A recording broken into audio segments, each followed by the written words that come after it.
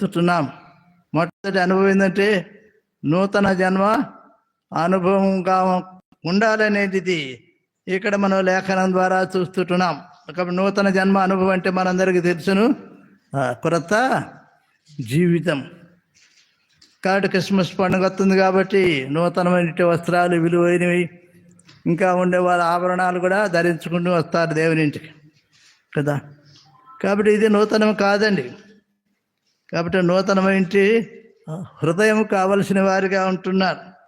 కాబట్టి నూతనమైనటువంటి జన్మ అనుభవంలో మనం ఉండాలని మరి ఇక్కడ గ్రంథకర్త జ్ఞాపకం చేస్తూ మరొక లేఖన భాగాన్ని మనం చూస్తే గలతీయులకు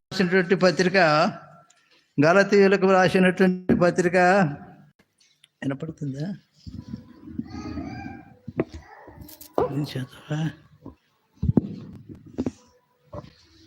4వ అధ్యాయము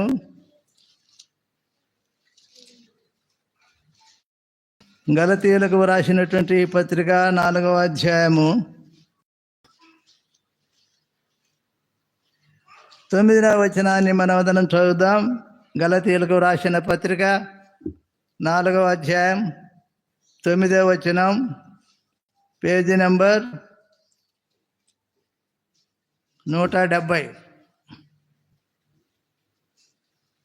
చదువుతాను, గమనించండి.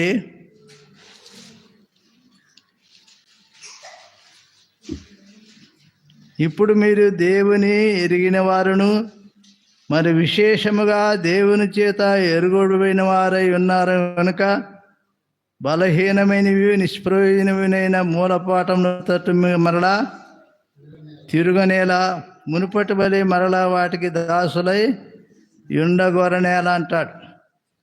గలతీ సంఘంతో గ్రంథకర్త మాట్లాడుతూ ఉంటున్నాడు. కాబట్టి ఏమంటున్నాడు? నూతన జన్మ అనుభవం ఒకటే చాలదు ప్రియులారా. ఏముండాలంటున్నా? We are recognised by the God. దేవుని చేత ఎరగబడాలంటున్నా. మనం దేవుని ఎరిగినాము, పర్వాలేదు. కానీ గ్రంథకర్త ఏమంటున్నాడంటే చూడండి, తెలుగులో మీరు దేవుని ఎరిగిన వారును మరి విశేషముగా దేవుని చేత ఎరుగుబడిన వారై ఉన్నారు. కాబట్టి దేవుని చేత మనము గుర్తించబడ్డామా? అందును బట్టే దేవుడు నికోదేముతో మాట్లాడుతున్నాడు, దైవజనుడే. కానీ నూతన జన్మ అనుభవం దైవజనుడికి లేదు, ఎరగలేదు.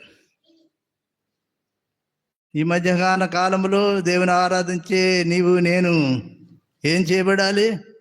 నూతన జన్మ అనుభవంలోనికి వచ్చి ఉండాలి. రెండవదిగా దేవుని చేత ఎరుగబడి ఉండాలి, గుర్తించబడాలి. దేవుడు నిన్ను నూతన జన్మ అనుభవంలో ఉన్నావని గుర్తించాడా?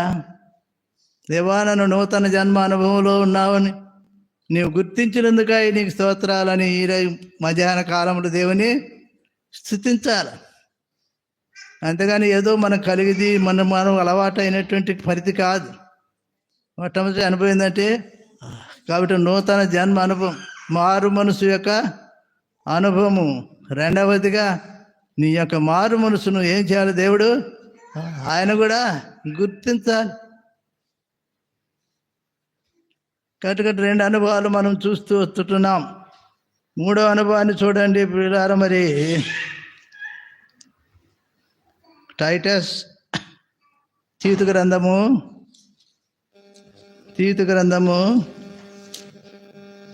3వ అధ్యాయము 5వ వచనాన్ని చదువుకుందాం.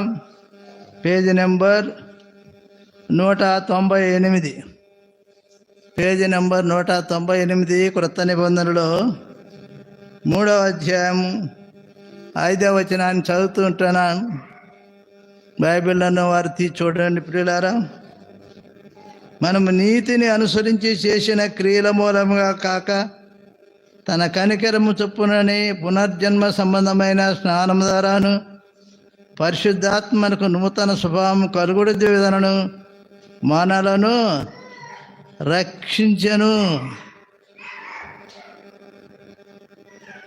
3వ అనుభవం ఏం చేస్తుంటే రక్షణ అనుభవం. కాబట్టి రక్షణ అనుభవం అంటే ఎలాగ వస్తుంది రక్షణ అంటే పరిశుద్ధాత్మ చేసినట మన స్వభావాన్ని మార్చివేశాడు, మన బుద్ధిని మార్చివేశాడు, మన బ్రతుకును మార్చివేశాడు. మార్చబడామా? ఇంకా మరి మార్చకుండానే మార్చినామని చెప్పుకుంటూ దేవుని ఆరాధిస్తుంటున్నాం.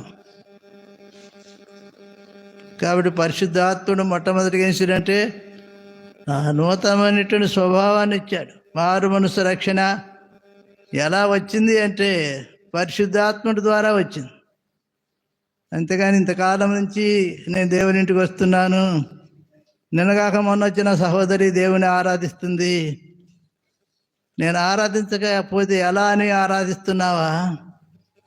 లేక సంఘానికి వస్తూ వారు వీరు ఆరాధిస్తుంటే వారి యొక్క మరి మాటలు నువ్వు కూడా స్వీకరించి సిద్ధం చేసుకొని ఆరాధిస్తుంటున్నావా? కాబట్టి అలాంటి ఆరాధన ప్రభు మరి సన్నిధికి చేరదు అనే విషయాన్ని మనం ఎరగవలసిన వారు ఉంటున్నాం. పరిశుద్ధాత్మ నిజంగా నీలో కార్యం జరిగించాడా? మారుమనసు అనుభవం నీకు ఇచ్చాడా? నూతనమైనటువంటి స్వభావము, నూతనమైనటువంటి నడక, నూతనమైన తలంపులు, నూతనమైనటువంటి ఆలోచన, ఇవన్నీ కలిసి రక్షణ అనే అనుభవం ఇక్కడ తెలియపరుస్తున్నది. కాబట్టి రక్షణ అనుభవంతో దేవుని ఆరాధించాలి. మొట్టమొదటిగా నూతనమైనటువంటి జన్మ, రెండవదిగా ప్రభువు ద్వారా ఏం చేయాలి? గుర్తించబడాలి. ప్రభు కూడా గుర్తించబడాలి కదా. మనకు తెలుసు కదా, లేఖనాలు చూస్తూ ఉంటున్నాం. దేవుడు మరి ఇక్కడ మరి పరిశుద్ధ గ్రంథములు అనేక తలాంతులు ఇచ్చాడు.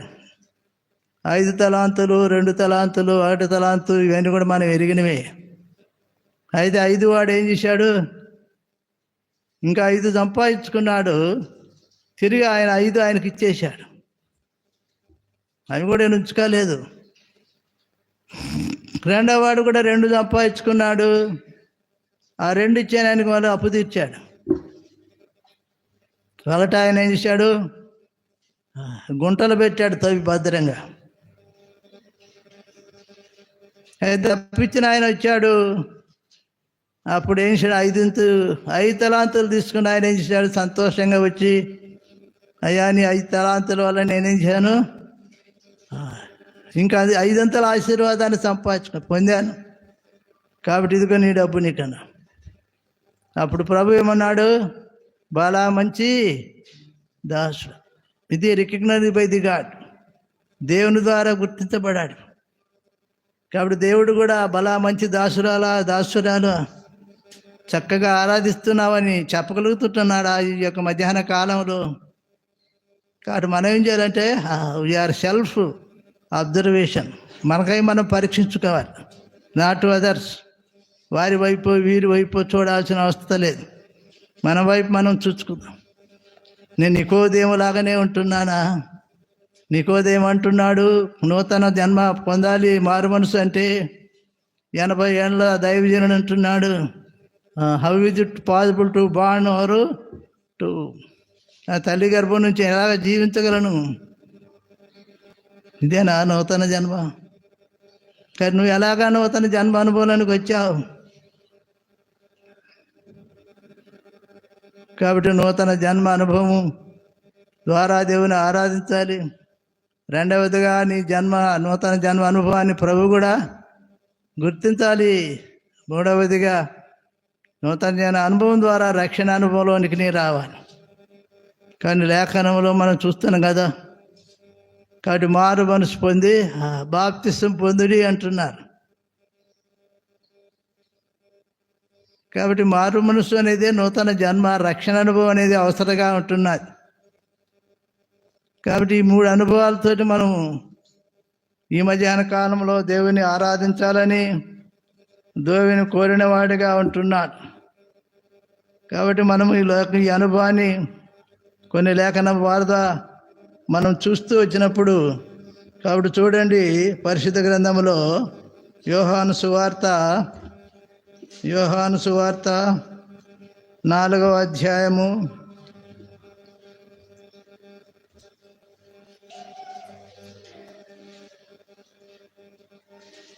యోహాను సువార్త 4వ అధ్యాయము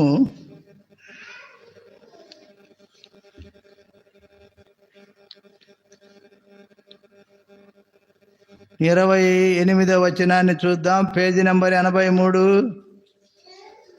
పేజీ నంబర్ 83. యోహాను సువార్త 4వ అధ్యాయం 28.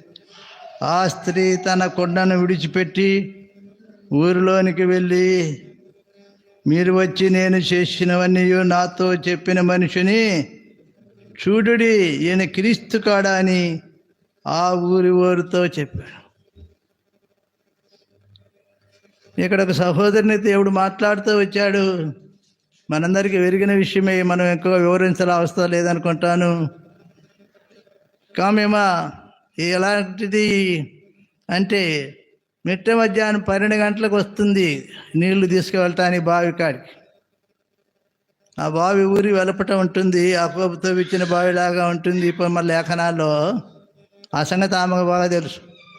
యేసు ప్రభువుకు తెలియదు అన్నట్టు ఆమె చెబుతుంది, మా పితరుడైనా యాకోబు తవ్వించిన బావిది, చాలా లోతైనది, నీ కాడ ఏమి లేదు, బకెట్ లేదు, తాళ్ళు లేదు, ఎలా వస్తుంది నీళ్ళు అంటుంది. ఇంకా రెండో భాగం చూస్తే అంటుంది, మేము పలాని వాళ్ళము, మీరు పలాని వారు, మేము మీకు నీళ్ళు ఇవ్వకూడదు, మీరు తాగకూడదు, మేము ఇవ్వకూడదు, మీరు తాగకూడదు. కాబట్టి ఇలాంటి సహోదరి ఏం చేసిందట, కొండను విడిచిపెట్టిందట. ఎప్పుడు వదిలిపెట్టింది అంటే, కాబట్టి ఆమె ఆశించింది, ఏం ఆశించింది, ఈ జీవజల ఊటను ఆశించింది. ప్రభు అన్నాడు, నేను ఇచ్చిన నీళ్లు త్రాగువాడు ఎప్పుడు కూడా దప్పికొనడు అన్న.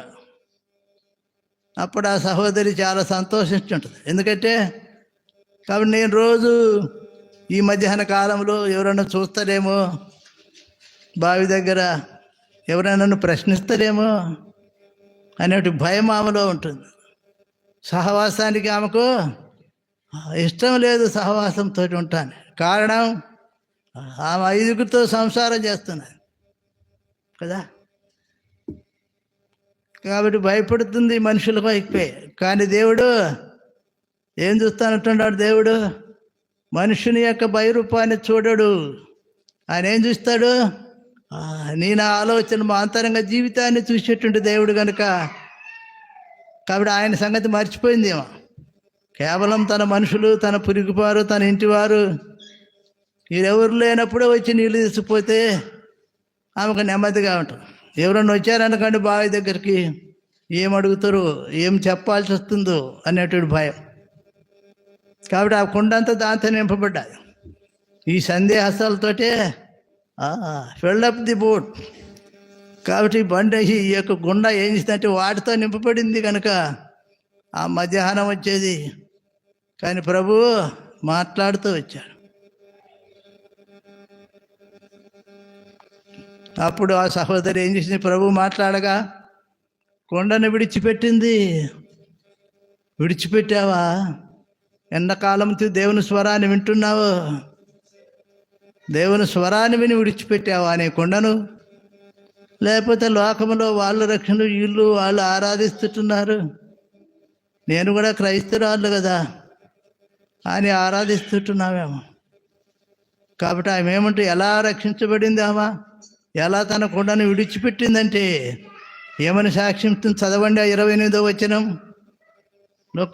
మార్కు సువార్త 4:28. ఆ స్త్రీ తన కొండను విడిచిపెట్టి ఊరిలోనికి వెళ్ళి, మీరు వచ్చి నేను చేసినవనియో నాతో చెప్పిన మనిషిని చూడండి. మాట్లాడాడు ఆ ప్రభు నీతోటి, నీ స్థితిని గురించి, నీ బ్రతుకుని గురించి. ఫ్రమ్ ది బర్త్ టు నట్, పుట్టినప్పటి నుంచి నేటి వరకు నీ స్థితిని గురించి ప్రభు మాట్లాడా ఏమన్నా? ఆమె సాక్ష్యం ఇస్తుంది, నేను చెప్పినవన్నీ, నేను చేసినవన్నీ నాతో చెప్పాడు. ఎవరైనా ఈయనే మెస్సయ్య. కాబట్టి ప్రభు గుర్తించాడు, మాట్లాడు ద్వారా ఏం చేశాడు, ఆ స్త్రీ తన కొండను విడిచిపెట్టి దేవునికి గురించి సాక్ష్యం ఇస్తూ ఉంటున్నది. ఈ అనుభవంలోనికి వచ్చావా? కాబట్టి ఈ అనుభవంలోనికి వస్తే, దేవా ఒకప్పుడు నేను కొండతో నింపబడ్డాను సమర స్త్రీలాగా, అయితే నువ్వు నాతో మాట్లాడావు కాబట్టి నా కొండను విడిచిపెట్టాను. కాబట్టి నన్ను ఎట్లయితే విడుదల చేశావో ఆ దాని గురించి సాక్ష్యం ఇస్తున్నాను గ్రామంలో. నన్ను నీ కొరకై సాక్షిగా రక్షించుకొని ఉన్నందుకై నేను స్తుతించి ఆరాధిస్తున్నావు అని నువ్వు ఆరాధించాలి. అంతేకాని కొండలుగానే ఉన్నది. ప్రభు మాట్లాడిన కొండ విడిచిపెట్టే అనుభవం మనకు లేదు. మనం నేర్చుకున్నటువంటి ఆరాధన ఏదో ఉంటుంది, ఆ ఆరాధనలే సాగిపోతాడు. కాబట్టి ప్రభువును ఆరాధించేటువంటి నీవు నేను మొట్టమొదట ఉండాలి, నూతన అనుభవాన్ని కలిగి ఉండాలి. రెండవది ప్రభు ద్వారా గుర్తించబడే అనుభవం ఉండాలి. మూడవది పరిశుద్ధాత్మ యొక్క రక్షణ అనుభవం కలిగి ఉండాలి. నాలుగవదిగా ఏం చేయాలి?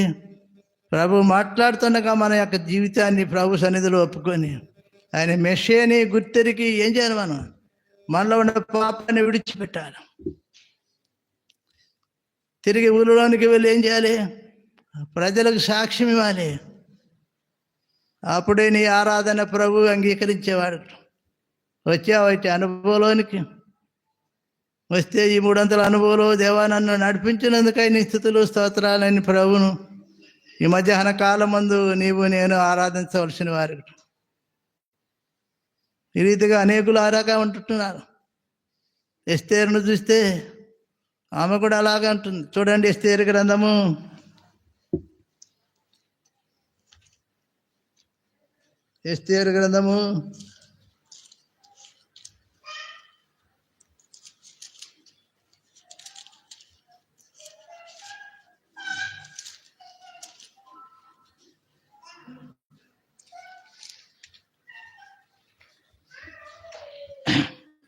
2వ అధ్యాయము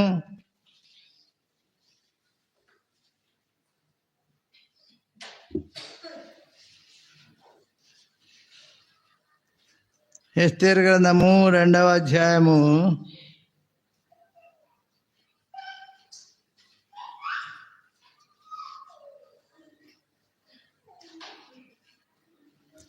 15వ వచనాన్ని చదువుతాం, గమనించండి. Page number 415.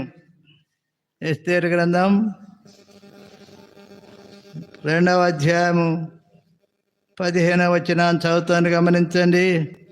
మొర్దెకై తన కుమార్తెగా స్వీకరించుకున్న తన పినతండ్రి అయిన అబీహాయి కుమార్తెయగు ఎస్తేరు రాజునొద్దకు వెళ్ళుటకు వంతు వచ్చినప్పుడు స్త్రీలను కాయ రాజు యొక్క షండుడైన హేగి నిర్ణయించిన అలంకారం గాక మరి ఏమీ కోరలేదు. ఎస్తేరు అనుభవాన్ని చూస్తూ ఉంటున్నాం. ఎస్తేరు పేదరాలు, తల్లిదండ్రులు లేదు. కానీ ఆమె ఏం చేస్తుంది? ఇప్పుడు రాణి కావాలని వంతులేనికి వచ్చింది. ఇక్కడ రాజు తన భార్య చేసినటువంటి పొరపాటును బట్టి మొదటి భార్యను పరిశీలించడానికి ఇష్టపడ్డాడు. అందరూ ప్రకటించారు. అందరూ కూడా నేను రాణి కావాలి అందరూ వచ్చారు. వచ్చిన తర్వాత వారందరికీ రాజు పరీక్ష పెట్టాడు అన్ని. కాబట్టి వారు సౌందర్యవంతులుగా కావటానికి రాజు అన్నీ ఆయనే సప్లై చేశాడు.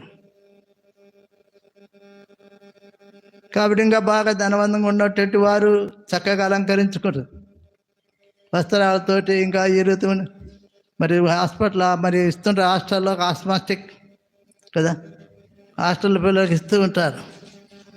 అట్నే రాజే సప్లై చేశారు. కాబట్టి వాటితో బాగా అలంకరించుకుంటున్నారు. అయితే ఇక్కడ ఎస్తేరు యొక్క అనుభవం చూస్తే ఎలా ఉందంట? చదవండి ఆ భాగాన్ని.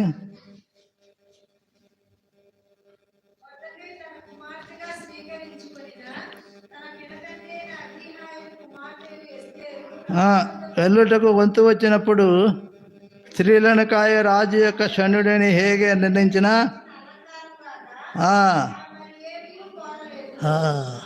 తర్వాత ఎస్తేరును చూసిన వారందరికీ ఈ ప్రకారం ఎస్తేరు రాజు అయిన అహష్వేరోషు ఏలుబడియందు 7వ సంవత్సరం టెబేకను 10వ నెలలో రాజనగరంలోనికి అతని వద్దకు పోగా స్త్రీలందరికంటే రాజు ఎస్తేరును ప్రేమించెను. పేదరాలు కదా, తల్లిదండ్రులైనటువంటి రాజు, మరి ఈమె రాణి అయిపోయింది. జనులకు ప్రేమించబడింది, రాజుగారి ద్వారా కూడా ప్రేమించబడింది. ఉంది అనుభవం మనకు. మన ఇంటి వాళ్ళే ప్రేమించలేమో, తక్కిన వాళ్ళు అట్టించరు. మన ఇంటి వారు కూడా ప్రేమించరు మనకు. ఏమనుకుంటారు, ఎందుకు ఏమో పోయేది భారతానికి అనుకుంటారు కదా. ఎందుకంటే మన జీవితం అలాగా ఉంటుంది. దో వీఆర్ బార్న్ అగైన్, మనం రెండోసారి జన్మించాం, మంచిదే. కానీ ఆ సహోదరి అంటుంది, ఎందుకేం పోయేది ప్రార్థనకు. ఈ అనుభవంలో ఉంటున్నాము కాబట్టి ఇక్కడ పేదరాలైనటువంటి ఎస్తేరు అనుభవిందంటే ఏం చేసింది, రాజుగారు ఇచ్చినటువంటి హేగే ఇచ్చినటువంటి అలంకరణకే సాటిస్ఫై హిమ్ హర్, ఆమె ఆయన ఇచ్చిన అలంకరణకే ఆమె తృప్తి పడింది అంతే. ఇంకా వేరే అలంకరణ కావాలని కోరలేదు ప్రియులారా. అందుని బట్టి ఏం చేసింది, రాజు ద్వారా ప్రేమించబడింది, ప్రజల ద్వారా ఆ రీతిగా మనకు తెలుసును. షడ్రకు అభిజ్ఞోలు కూడా. కాబట్టి వారేం చేశారు, రాజుగారి యొక్క భోజనం తింటే అపవిత్రపరచబడి బతుకున్నాను అనుకుంటారా. మంచి ఇప్పుడు ధనవంతులు ఎవరైనా మనకు ఇన్వైట్ చేశాను అనుకోండి ఒక ఫంక్షన్కు, వదిలేస్తామా చెప్పండి? వదిలేసేది ఎవరు చేయొద్దండి. రాజుగారి యొక్క ఫంక్షన్ వదిలేసేవారు. అయితే ఇక్కడ ఉన్నటువంటి మరి ఇదేట యూదా జనాంగం నుంచి కొన్ని మరి చెరపట్టకపోయేటువంటి ప్రజలు అప్పుడు వారు కూడా బాలురే. వాళ్ళు అంటున్నారు, రాజుగారి భోజనం తింటే అపవిత్రపరచబడతానంటున్నారు.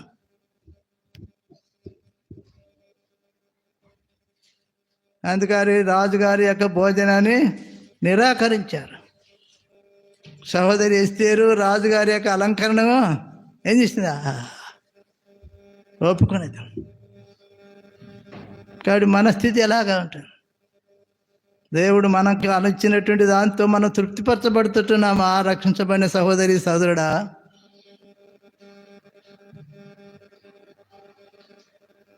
కాబట్టి ఆరాధించేటట్టు నీలో నాలో ఏముండాలి అంటే ప్రభువును తృప్తిపరిచేట అనుభవం, ప్రభువు ద్వారా ప్రేమించబడేటటువంటి అనుభవం. మనం ఏ కార్యాన్ని అయితే మరి ఉపక్రమిస్తున్నామో దాంట్లో ఏం చేయాలా, మనం సక్సెస్ కావాలి, విజయవంతం పొందాలంటే మనం ఏం చేయాలి అంటే హేగే యొక్క అలంకరణ కింద మనం తృప్తిపరచబడితే షడ్రకు మెషకు అభిజ్ఞగోలాగా ఏం చేయాలి, అపవిత్రమైనటువంటి దానికి దూరంగా ఉంటే మనం ఏం చేద్దాం, పవిత్రపరచబడేవారు. కాబట్టి శత్రువు ఎంతగానో వారిపోయిన మరి ఏం చేసింది, ఫైట్ చేసింది. రాజుగారి కోపానికి వారి గురి కావాల్సి వచ్చింది, అగ్నిగుణము అధికం చేయబడుతూ వచ్చింది. విన్నారా అలాంటి అనుభవాలకు కొనిరాబడ్డప్పటికి కూడా. కాబట్టి వారు ఏం చేశారు, సాక్ష్యం ఇస్తూ వచ్చారు. చెప్పగలా నీవు కూడా, నేను నమ్మిన దేవుడు ఈ అగ్నిగుండములో నుంచి, ఈ భయంకరమైన రోగం నుంచి, ఈ పాప స్థితిలో నుంచి, ఈ బతుకులోంచి రక్షించుటకు ఆయన సమర్థుడు. అఫ్ కోర్స్ బహుశా ఆయన రక్షించకపోయినా I cannot do this thing. ఆయన రక్షించకపోయినా నేను మటుకు ఈ పని చేయను, నువ్వు నిలబెట్టిన ప్రతిమకు నమస్కరించను అంటాను. చెప్పగలవా?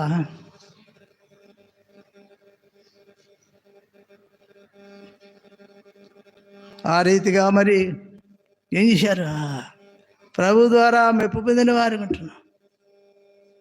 కాబట్టి మనం ఎలాగా చూద్దాం, సమరయ స్త్రీలుగా కొండను విడిచిపెట్టామా? ఎస్తేరులాగా మరి ఏం చేసాం? ప్రభు యొక్క అలంకారానికి లోబడి ఉంటున్నామా? ఇంకా లోకంలో ఉన్నటువంటి కావాలి చూస్తుంటున్నాం ఈ దినాల్లో చాలామంది. అది కావాలా? ఇక రెండు కావాలి, ఒకటి కాదు. కాబట్టి మరి ప్రభువును ఆరాధించేటట్టు మనము ఈ మధ్యాహ్న కాలంలో ఎస్తేరు యొక్క అనుభవంలో ఉండాలని, సమర స్త్రీ యొక్క అనుభవంలో ఉండాలని ప్రభు మాట్లాడుతుంటున్నాను. కనుక మొదటి అనుభవం ఏం చూస్తూ వచ్చాం? నూతన జన్మ అనుభవం. రెండవ దారిగా ఏం చేయాలి? ప్రభు గుర్తించేట అనుభవం. మనమే విశ్వాసులు అని చెప్పుకోవటం కాదు, కాబట్టి ప్రభు గుర్తిస్తాం. చూస్తూ వచ్చాం బలా మంచి దాసుడు. మూడో అనుభవాన్ని, పరిశుద్ధాత్మ యొక్క రక్షణ అనుభవాన్ని కలిగి ఉండాలని చూస్తూ వచ్చాం. నాలుగో అనుభవం, సమర స్త్రీ యొక్క అనుభవం. ప్రభు స్వరానికి లోబడి తన యొక్క జీవితాన్ని కొండని విడిచిపెట్టి లోకంలో సాక్ష్యం ఇస్తూ ఇచ్చావా ఎప్పుడన్నా? నేను ఇలాంటి వాడను, నా కొండ ఎలాంటిది? నా కొండ మనుషుల మధ్యకు వచ్చేది కాదు, మధ్యాహ్నం పోయి నీళ్లు తెచ్చుకునే కొండ నాది, ఎవ్వరు లేనప్పుడు. అయితే ఏం చేశాడు ప్రభు? నా బ్రతుకుల గురించి మాట్లాడుతూ వచ్చాడు. నేను నాకు భర్త లేడని చెప్పాను. అయితే ఆయన అన్నాడు, నీకు 5గురు ఉన్నాడు, ఇప్పుడు ఉన్నోడు కూడా నీ వాడు కాదన్నాడు.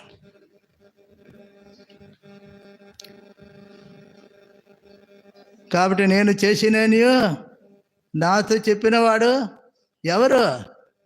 He's called Messi. గుర్తించావా? ఎట్లా మెస్సీని గుర్తించా? ఆయన ఏం మాట్లాడి నీతోటి? ఆయన నీకేం మేలు చేశాడు? గుర్తించావా? ప్రభువుని ఆరాధించే సహోదరి సహోదరుడా. కాబట్టి తెరులాగా మరి ఏం చేయాలి? హేగే యొక్క అలంకరణకు మనకు లోబడి ఉండాలి. మూడో అనుభవాన్ని చూద్దామే. ఇంకొక లెక్కన భాగాలు చూస్తే ఇక్కడ ఎరుగని వారు కూడా ఉన్నారు. ఇక్కడ అపోస్తల కార్యంలో చూద్దాం. మళ్ళీ ఇంకొక ఆయన్ను, అంతకు ముందుగా రూతమ్మను చూద్దాం. చూడండి, రూతు గ్రంథము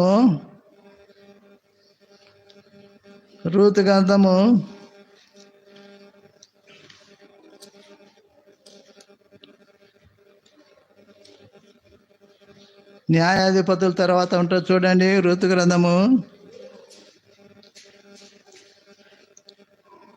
1వ అధ్యాయము పేజీ నెంబర్ 220. రూతు గ్రంథము పేజీ నెంబర్ 220, 1వ అధ్యాయం 16, 17 వచనాన్ని చదువుతాను, గమనించండి. అందుకు రూతు, నా వెంబడి రావద్దు, నన్ను విడిచిపెట్టుమని అనియు నన్ను బతిమారు కొనవద్దని నీ వెద్దను అనవద్దు. నీ వెళ్ళు చోటనే నేను వచ్చేదను, నీ నివసించు చోటనే నేను నివసించుతాను. నీ జనమే నా జనము, నీ దేవుడే నా దేవుడు. నీవు మృతి పొందిన చోటను నేను మృతి పొందేదను, అక్కడనే పాతి పెట్టదను. మరణము తప్ప మరి ఏదైనాను నన్ను ప్రత్యేకించి నెల యెహోవా నాకు ఎంతో కీడు చేయునుగాక అనను. మరి ఈ విషయం మనకు తెలుసు. ఎవరితో మాట్లాడుతున్నది అంటే అతతో మాట్లాడు. కాబట్టి ఇక్కడ నయోమితో మాట్లాడుతుంది. నయోమి అనగా స్త్రీ. కాబట్టి స్త్రీ సంఘానికి సాదృశ్యంగా ఉంటుంది.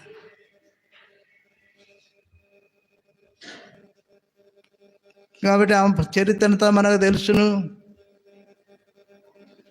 నయోమి చేసిన పొరపాటు కూడా మనకు తెలుసు. కాబట్టి బెత్లెహేముని విడిచిపెట్టింది. దేవుని యొక్క రొట్టెల ఇంటిని వదిలిపెట్టి కరువు వచ్చింది. ఎక్కడికి వెళ్ళింది? ఐగుప్తు దేశానికి వెళ్ళింది. ఐగుప్తుకి వెళ్ళింది. తన ఇద్దరు కుమారుడు తన భర్తను కూడా కరువెట్టబోయిందో పాపం. ఇప్పుడు ఏమైపోయింది? భర్త పోయాడు, కుమారుడు పోయారు. అక్కడ పోయింది ఐగుప్తు యొక్క యవనస్తుల బిడ్డలతోటి తన కుమారుడికి పెళ్లి చేసుకున్నది. ఇప్పుడు ఆ కోడళ్ళే మిగిలారు. కానీ అత్త అయినట్టు నయమంటుంది కోడలతోటి, వారి యవనస్తులు చాలా మరి సౌందర్యం కలిగిన వారు. కాబట్టి మీ పుట్టింటికి వెళ్ళండి, నా దగ్గర ఏమున్నది, ఇప్పుడు నేను వృద్ధురాళ్ళు కదా, మీ కొరకు నేను మరలా ఎక్కడ భర్తలు తీసుకురాగలను, నా వల్ల కాదు. కాబట్టి మీరు వెళ్ళండి మీ దేశానికి, మీ తల్లిదండ్రులకు వెళ్ళండి, క్షేమంగా బ్రతకమన్నది. అయితే ఓర్పు అనేటువంటి కోడలన్నది అత్తను ముద్దు పెట్టుకొని ఏమైపోయింది? వెళ్ళిపోయింది. ఎందుకంటే లోకానికి వెళితే లగ్జరీగా బతకొచ్చు. ఈ ముసలామతో ఉంటే ఏమొస్తుంది? ఈ ముసలామతో ఉంటే నేను ముసలామని చాకాల్సి వస్తుంది. ఆ మంచిదే పర్వాలే, ఏమేమి చెప్పుద్దో, ఏం చేయమంటుందో, ఏమి చేయొద్దంటుందో. అయితే రూత్ అంటుంది, సాక్ష్యం ఏమంటుంది? రూతమ్మ కూడా చెబుతున్నది పొమ్మ. ఆమె ఏమంటుంది? నీవు ఆడదొస్తే ఆనే చేస్తానంటుంది. ఇదేంటి పరిస్థితి చెప్పగలమా? రూతు మరి నయోమి సంఘానికి సాదృశ్యంగా ఉంటుంది. ప్రియులారా, సంఘం కొరకు నీవు చచ్చేదానికి ఇష్టపడుతున్నావా? సంఘంతో కలిసి జీవించడానికి ఇష్టపడుతున్నావు? నీ రక్షణ అనుభవం ఏంటి? ఆడ దాటేసుకుంటే వెళ్ళిపోతావా? నవ్వేమంటుంది రూతు? వెళ్ళు, నీ మోయాబు దేశానికి వెళ్ళు, నీ తల్లిదండ్రులు వెళ్ళు. యవనస్తురాలు కదా, భర్త లేడు కదా, పోయి అక్కడ పోయి మళ్ళీ పెళ్లి చేసుకుని ఏదో చేసి నీ సావు నువ్వు చావు అంటున్నది. అయితే నేను అక్కడ చావను, నేను నీతోనే చేస్తానంటుంది.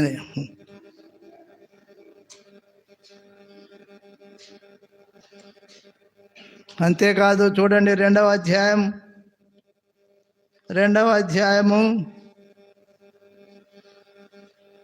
12వ వచనం చదువుదాం. చూడండి, 221 పేజీ నెంబర్ 221, 221 పేజీ నెంబర్ 2వ అధ్యాయం 12వ వచనములో, యెహోవా నీవు చేసిన దానికి ప్రతిఫలమిచ్చును, ఇశ్రాయేలు దేవుడైన యెహోవా రెక్కల కింద సురక్షితమానుటకు నీవు వచ్చితివని ఆయన నీకు సంపూర్ణమైన బహుమానం ఇచ్చునని ఆమెకు ఉత్తరం ఇచ్చాను.